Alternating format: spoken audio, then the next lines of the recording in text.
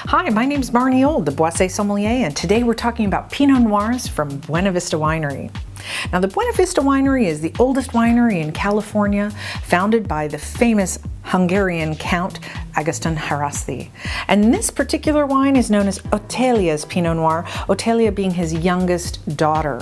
And with the honor of that name comes quite a legacy to live up to. This Pinot Noir is made from vineyard sources that are near the highest points of the Sonoma Mountain appellation, which is up in the hills behind Buena Vista WInery, moving up into the Mayacamas mountain range.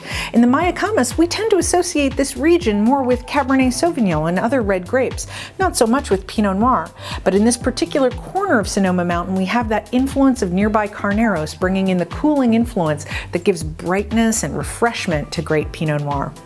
The other unusual aspect of Otelia's Pinot Noir, which you would never notice, even an expert taster would never pick it out, is that there is a tiny amount of another Pinot grape in the mix. It is not 100% Pinot Noir. There is a tiny addition of Pinot Meunier, a grape variety more associated with the Champagne region of northern France.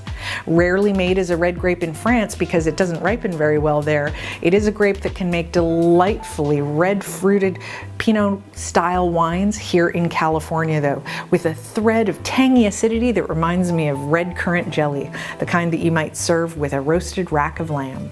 So this Pinot Noir, to me, is beautifully and brilliantly balanced with the richness we get from mountain fruit and that thread of acidity that comes in from that sneaky addition of Pinot Meunier. Enjoy!